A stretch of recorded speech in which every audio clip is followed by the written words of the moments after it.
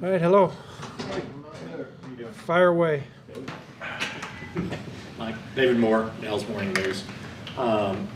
First game with your first game here with some new principles from what they were doing before and just the overall implementation of it. What was your assessment of how you guys did as a group yesterday? Yeah, well, I was really curious to see how if the way we practice and things we did in practice would carry over into the ball game, and really, I thought the guys did a really nice job as far as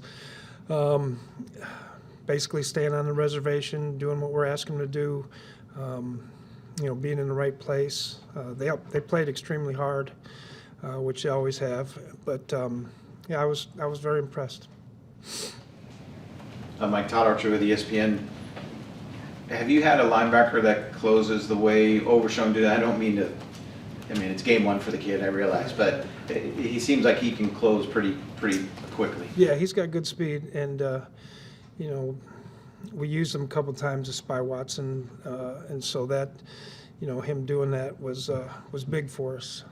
Once a guy got out of the pocket, the thing that allows the defensive line to kind of turn it loose. They don't have to worry about pass rush lanes as much, and they got somebody covering for him that has some juice. So he did good, and I thought all the linebackers played well.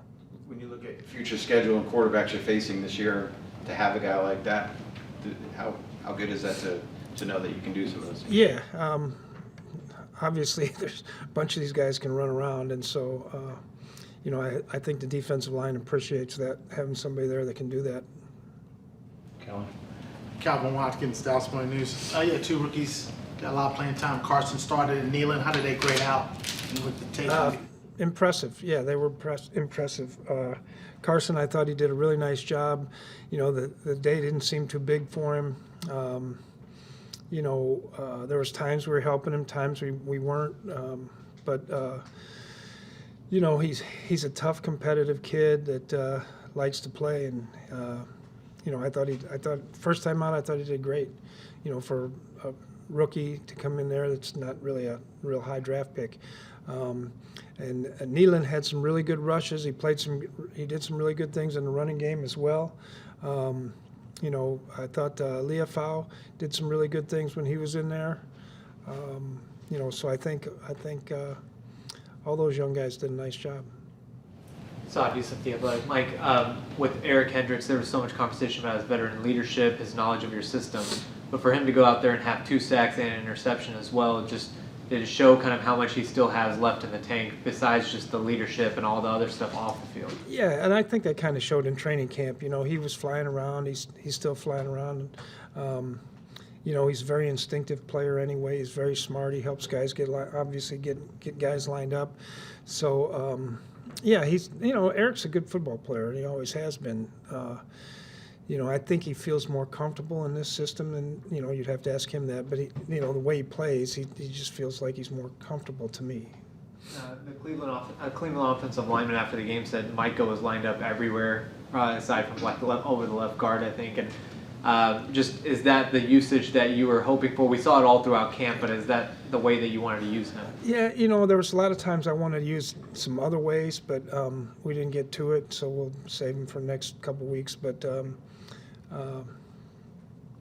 he's a dynamic guy, and we want to try and get him a lot of different places and do a lot of different things with him. They have to figure out where he was. We got a lot more of the double chip protection in this ball game than we anticipated. And we knew they did it, but we need as coaches, we need to do a better job of helping him out with some other of our alignments so that he's not getting chipped every single play. Garrett Podell, CBS Sports. Mike, what did you think of Trayvon Diggs, his first game back from torn ACL last year and getting that diving interception? Yeah, I thought he did really well. He's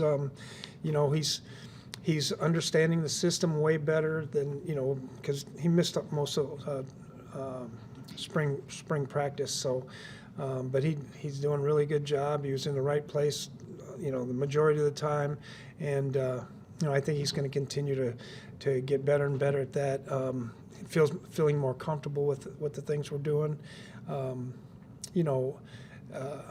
it's not foreign to him because I know some of the things they did when he was in Alabama. So I think it's just getting back to it. But as far as coming back off the knee, I thought I thought his speed was there, his quickness was there, acceleration, all those things were good. Babe Loffenberg, 105.3, The Fan. Mike, you've been through this before, installing a defense for Minnesota, Cincinnati.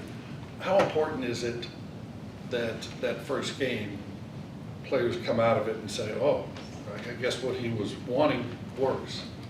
Yeah, I think that's important. You go out there and you stink up the joint, then they start questioning you. But I do feel like they got a good grasp on things now. I had a couple guys ask me, Coach, is that how you're going to call the game? And I said, yeah, pretty much. I said, was it not good? And they said, no, we liked it. So, but I didn't know why they were asking me that question. But it's just, we just try to do the best we can to stop the other team. And third down defense was exceptional. How big was that for you, watching that? Yeah, it's always big, Babe, with the third downs, trying to get guys out, and we gave them a bunch of different looks. We did some things. We got the quarterback off the spot a lot, which helped. And so for the most part, we played the defense the way it's supposed to be played. Mike, Aaron Kaznitz, LoneStarLive.com. A couple of the guys talked after the game about how there's so much more, so many more packages you have and all that stuff. What's your philosophy on building throughout a season and adding stuff that later opponents haven't seen? Yeah, well, it's really different this year because being a new system. First I had to learn, what the players can do well, and then, okay, these guys can do this good, so let's keep going with that. But,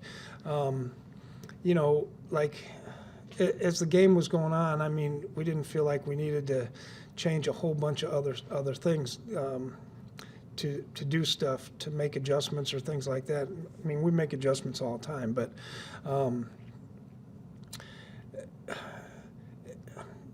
So I had a coach one time, and he was very, very smart. And he used to talk about, hey, we'll do this, we can do this, we can do this, and this.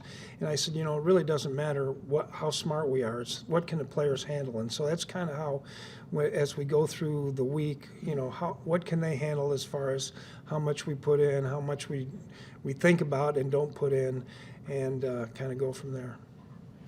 Nick Harris, DallasCowboys.com. When you see that both starting tackles are out, does that kind of put an emphasis in your mind for the pass rush unit to be able to kind of sink their teeth in? And how are you guys able to plan for the possibility of that throughout the week last week? Well, we kind of figured that Wills wasn't playing. We didn't know about Conklin until 90 minutes before the game. But, like I said before, they double chipped a lot more than we anticipated. We anticipated they'd run the ball a lot more, try to run the ball with big people than they did. They came out with some RPOs, which was a little unique for them. As far as we knew we were going to get chipped in there, and so some of it was we gave them a couple looks where we could get some guys. Semi-free, I guess. Jesse Barnes, DallasCowboys.com. Coach, with a guy like Mazi, obviously when he came in he was dealing with injury. What's the biggest thing you've seen him grow within his game and just personally? I think the number one thing with him, obviously he's playing a lot better. There's still some areas that obviously he needs to keep improving on, but I think his confidence. I've talked to him several times, and I just feel like he feels better about himself and the things that he's able to do. And, typically our nose tackle isn't a superstar. He's a guy that does a bunch of dirty work. And I think he feels okay doing those things. He had a couple of really nice rushes the other day with some long arms on the center. He played the center in the running game good. So, I think the more that he has success, the more confidence he'll have. Mike, you had a couple preseason games ago. What was it like to be back in that environment again after being out for a couple of years? Yeah, pretty cool. Yeah, it was pretty cool. I said that, when we went out there on the field and it was like the whole crowd is going. It's a real-time game. Yeah, it was pretty cool. I forgot what it was like. How long did it come back? Huh? How long did it take to come back? Until you make that first call. Once you make the first call, I'm good. But until then, it's like that duck on, is paddling underwater. David? Mike, when you were looking at, like you say, you have to watch tape and work with these guys and get all the individual skills, and that's a big part of when you come in. But just when you looked at it overall, was your initial impression was I need more of the linebacker body types and size I like to really kind of get this defense to hit the ground running from day one with what I want? Well, one of the big things that Mike talked about was, we got to get the run stopped. And, so we got some linebackers in here. I feel really good about the linebackers. We've added, Linville and Jordan Phillips in the running game. So, I think inside, I think that helps some. But, yeah, it's been, good. It's the same principle as baseball. They talk about defense up the middle. It's the same way you kind of look at it. Yeah, I mean, there's certain ways, you go in the game, we want to pay special attention to Cooper. He had 2 catches for 16 yards. I thought the safeties did a really nice job of discouraging throws to him, and the corners did a good job. So, yeah, I mean, it's hopefully it's all over the place, but. Mike Edwarder, WFAA. What, when you came into this situation, you're coming into a defense with a bunch of guys who've had a lot of success on that side of the ball, takeaways, sacks. You said great players want to be coached. How did these guys, were they willing to embrace the changes you wanted to make, or what did you encounter in that regard as you made this, engineered this transition? I think most of them were, there was a couple that, we had to,